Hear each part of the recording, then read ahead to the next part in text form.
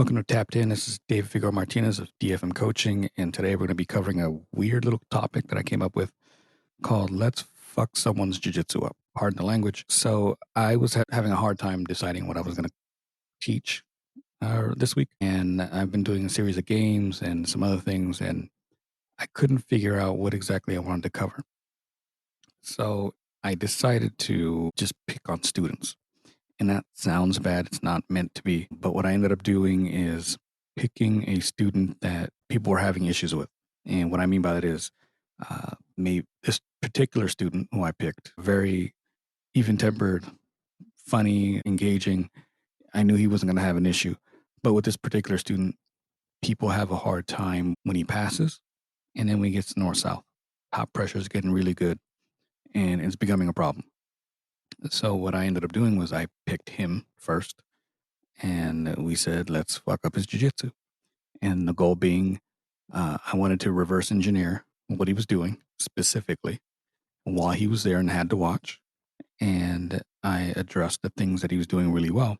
And then as the student receiving those techniques, how we can survive, how we can reverse the position, how we can negate and stop certain things from happening, all while he sat there and watched, which is an interesting concept.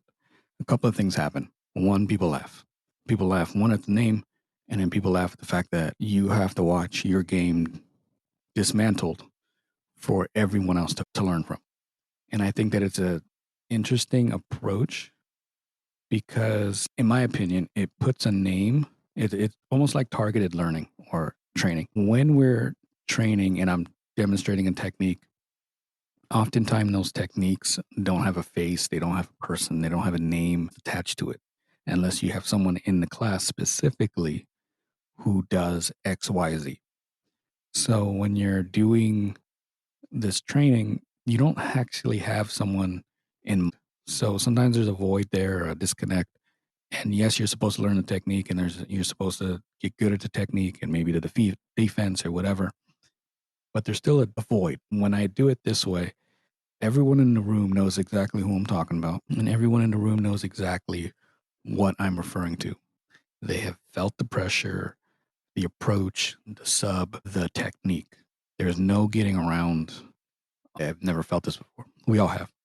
I have problems with it, and that's why I picked them. So I think the targeted technique and having a face behind it reinforces a lot of what you're supposed to learn. The other thing I think this helps with is learning to be hunted. And I know that sounds weird. Sometimes students hide behind their A game, the thing they do really well. And they might coach someone through some things if they're higher belt. If you're a white and blue belt, you don't always tell someone what they need to do because you don't want to be on the receiving end of it because this is like the one thing you do really well and you don't want to give up the secrets. It's fair and understandable. I get it. This approach forces them to have to deal with, I'm going to give away the things that I do really well because I would ask them questions. Like someone asked one time, so what if he does this? And I looked over at Mike and I said, what would you do, Mike?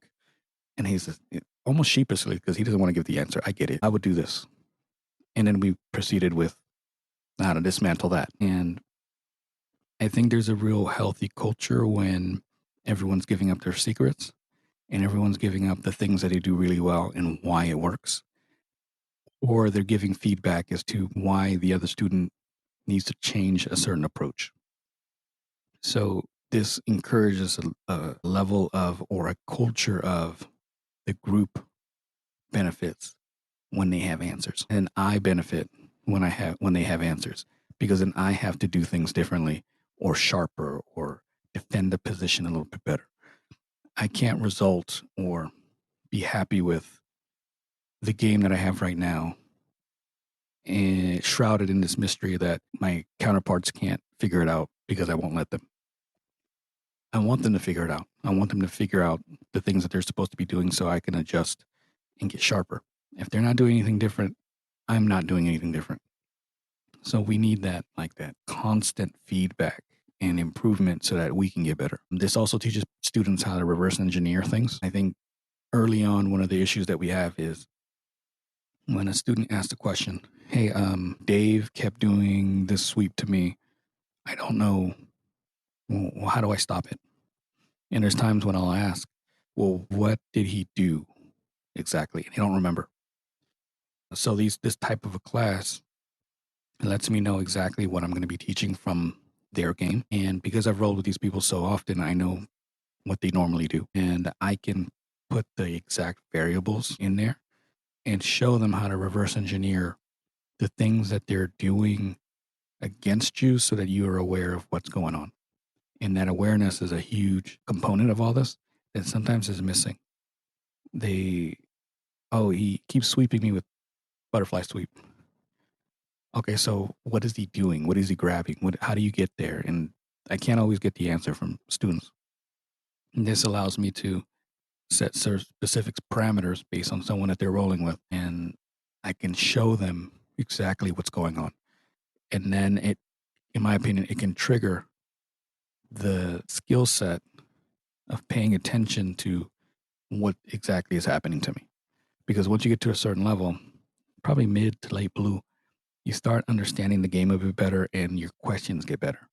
I'll have students around that stage who will come to me and be like, I understand he's getting the grip here, but I don't know how he's getting that grip. Or I understand his weight is heavy, but I don't know how to counter that weight. So the questions become more specific. Those are huge benefits. The other part of this that I really enjoyed was the bonding and camaraderie. We were laughing at shit. The name alone makes you laugh. The name alone puts you in a different state of mind, in my opinion. I think that the laughing engaged people a bit more lesson because it's very specific to a problem that the class is having because there's someone in the class that's doing it, created a bit more engagement. People were laughing, people were joking. When I had a question, like I said before, I would look at the guy specifically, be like, what would you do here? And the sheepish response garners even more laughing because it's like, ugh, I don't want to give away my secrets. Like this is all I got. This is my A. This is my A game.